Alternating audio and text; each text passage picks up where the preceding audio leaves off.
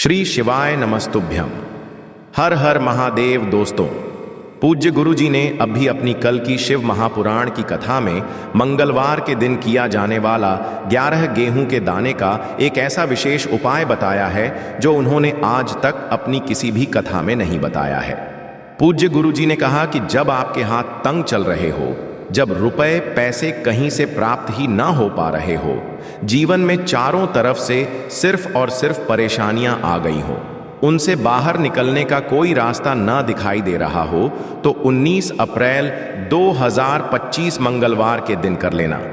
11 गेहूं के दाने वाला यह उपाय होगी, हर मनोकामना पूरी मिलेगी, सभी दोषों से मुक्ति, इतना धन आएगा कि संभाले नहीं संभलेगा।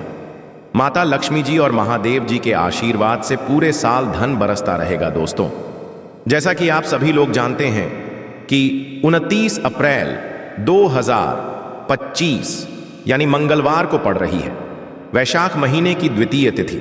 और दोस्तों, यह वह तिथि है जो वैशाख महीने में पड़ने वाली सबसे बड़ी और वैशाख महीने की पहली द्वितीय तिथि है, क्योंकि यह मंगलवार के दिन पड़ रही है। और हमारे हिंदू धर्म में इसका बहुत ही बड़ा और विशेष महत्व होता है।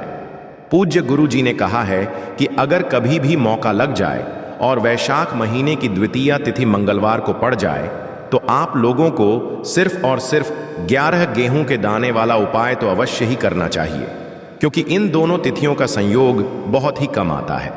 इसी के साथ दोस्तों, गुरु जी ने कहा है कि जब भी वैशाख महीने की द्वितीय तिथि पड़े, तो आप लोगों को सिर्फ और सिर्फ 11 गेहूं के दाने वाला उपाय तो अवश्य करना चाहिए। यह उपाय इतना खास है कि अगर आपने सही मुहूर्त पर सही क्रिया अनुसार 11 गेहूं के दाने वाला यह उपाय कर लिया, जो प्राचीन काल के समय का महा उपाय है, तो मान के चलिए दोस्तों, महादेव जी के आशीर्वाद से आपके जीवन का कितना ही बड़ा दुख हो, उससे आपको मुक्ति मिल जाएगी। आपकी कोई भी मनोकामना हो, मान लीजिए आप नौकरी की तैयारी कर रहे थे, तो आपकी नौकरी लग जाएगी, आपका बंद पड़ा व्यापार चल पड़ेगा। और दोस्तों, आप जिस बीमारी से आप बहुत दिनों से परेशान थे, उस बीमारी से आपको मुक्ति मिल जाएगी। आपके जीवन में धन आना शुरू हो जाएगा, आपके जीवन में धन आने के नए नए रास्ते खुल जाएंगे। और मान के चलिए दोस्तों, फिर आपको किसी भी प्रकार की परेशानी का सामना नहीं करना पड़ेगा। इसीलिए दोस्तों, 29 अप्रैल मंगलवार के दिन आप लोगों को इस वाले उपाय को जरूर कर लेना है।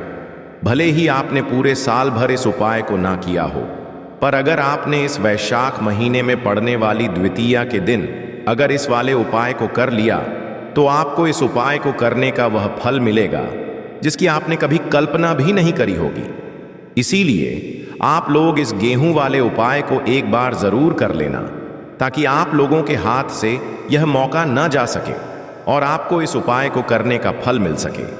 दोस्तों, यह उपाय पंडित जी ने अपनी अभी की ही शिव महापुराण की कथा में बताया है, जो इस उपाय को आज हम आपको बहुत अच्छे से समझाने वाले हैं। इस वीडियो को देखने के बाद इस उपाय को समझने के लिए आपको कोई और वीडियो को देखने की जरूरत नहीं पड़ेगी। तो दोस्तों, इस उपाय को आपको कैसे करना है, कब करना है, कहां पर करना है, और उपाय को करते समय आपको किन किन गलतियों को नहीं करना है और आपको किन किन बातों का ध्यान रखना है, यह सारी जानकारी हम आपको इस वीडियो में देंगे। तो चलिए भक्तों, उपायों को शुरू करते हैं। अगर आप भी चाहते हैं कि महादेव जी का आशीर्वाद आप पर सदैव बना रहे, तो वीडियो को लाइक करें, चैनल सोच की दुनिया को सब्सक्राइब करें और कमेंट बॉक्स में हर हर महादेव जरूर लिखें। और अपने फायदे के लिए, गरीबी दूर करने के लिए इस वीडियो को पूरा देख कर जाना। यदि आज आपने वीडियो को बीच बीच में से देखा, काट काट कर देखा, तो जीवन में आपको कभी सफलता हासिल भी नहीं होगी। देखिए दोस्तों, यह 29 अप्रैल मंगलवार द्वितीया का दिन यह इतना खास होता है, इतना महत्वपूर्ण होता है।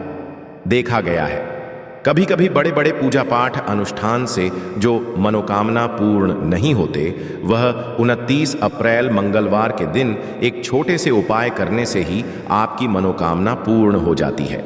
अब हम समझते हैं इस वाले उपाय को हमें करना किस समय है। इस 11 गेहूं के दाने वाले उपाय को हमें इस मंगलवार के दिन करना किस समय है। तो देखिए, इस उपाय को करने का जो समय है वह सुबह का समय है और शाम का समय भी है।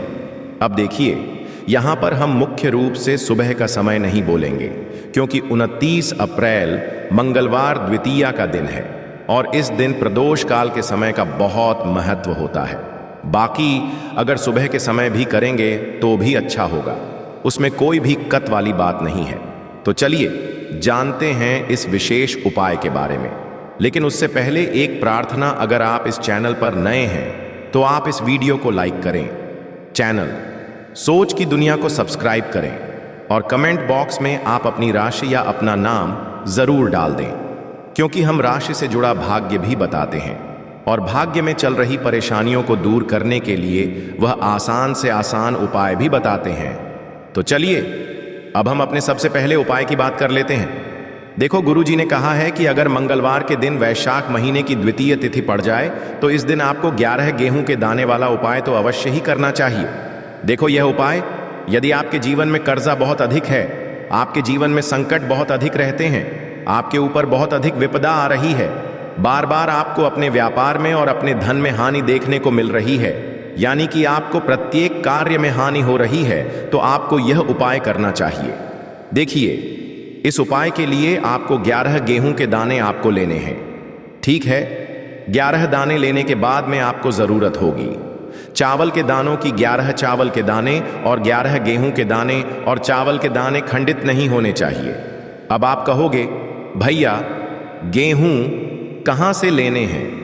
देखो, आपको किसी भी किराना स्टोर पर गेहूं के दाने आपको आसानी से मिल जाएंगे, जाकर ले लेना, ठीक है ना। 11 गेहूं 11 चावल के दाने लेने हैं। साथ ही साथ आपको एक तांबे का लोटा लेना है और उस तांबे के लोटे में आपको जल भरना है। जल आपका खुद के घर का होना चाहिए, मंदिर का नहीं होगा। अब आप यह सब सामग्री लेकर पहुंच जाओगे महादेव के शिवलिंग के पास में। शाम के टाइम पर प्रदोष काल में देखो, जब आप यह उपाय कर रहे हो तो अपना फेस रखना उत्तर दिशा, नॉर्थ डायरेक्शन की तरफ। अब यहां पर जो मैं आपको क्रम बताने जा रहा हूं ना, उस मेरे क्रम को बहुत ध्यान से सुनिए। महादेव को अगर कोई सबसे प्रिय है ना, तो उनकी सबसे छोटी पुत्री, जिनका नाम है माता अशोक सुंदरी, जो आपके पास में चावल के 11 दाने हैं ना, उन चावल के 11 दानों को माता अशोक सुंदरी के स्थान पर आपको अपना नाम और गोत्र बोलते हुए समर्पित कर देने हैं, है ना। और चावल के दानों को रखने के बाद में जो आपके पास में तांबे का लौटा है ना, उस तांबे के लौटे को कहीं पर भी हम जल नहीं चढ़ेंगे। सिर्फ और सिर्फ माता पार्वती का जो हस्तक कमल आपको दिख रहा है, यहीं पर गोल गोल आपको समर्पित करना है, उसी जल को, और कहीं नहीं। ना तो माता अशोक सुंदरी के स्थान पर, ना तो शिवलिंग के ऊपर, सिर्फ आपको यहां पर गोल गोल जलाधारी पर आपको उस जल को समर्पित करना है। अब आपके पास में बचे हुए हैं 11 गेहूं के दाने और बचे हैं।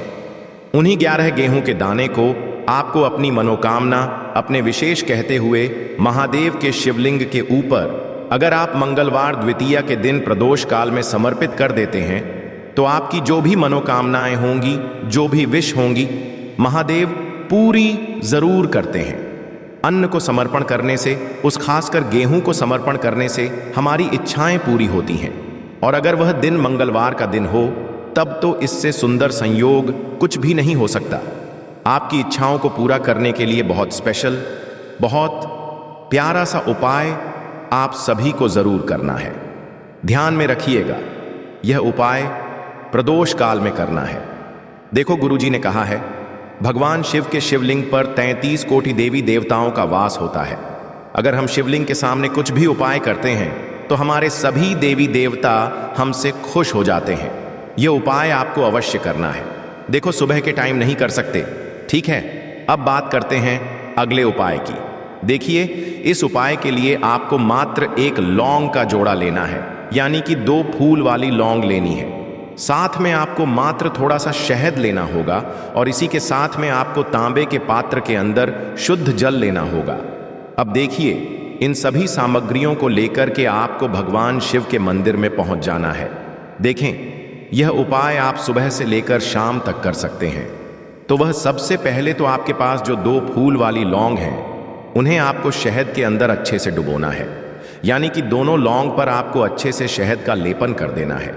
अब आपको जो आपके पास एक लौटा जल है, सबसे पहले तो उसे शिवलिंग पर धीरे धीरे समर्पित करना है और श्री शिवाय नमस्तुभ्यम इस मंत्र का जाप करते हुए समर्पित कर देना है। अब आपके पास जो 2 फूल वाली लौंग है शहद से, उसे आपको शिवलिंग पर अर्पित करना है और आपको प्रार्थना करनी है कि जीवन में जो रोग की स्थिति है वे समाप्त हो, जीवन के जो संकट और समस्याएं हैं वह सभी समाप्त हो।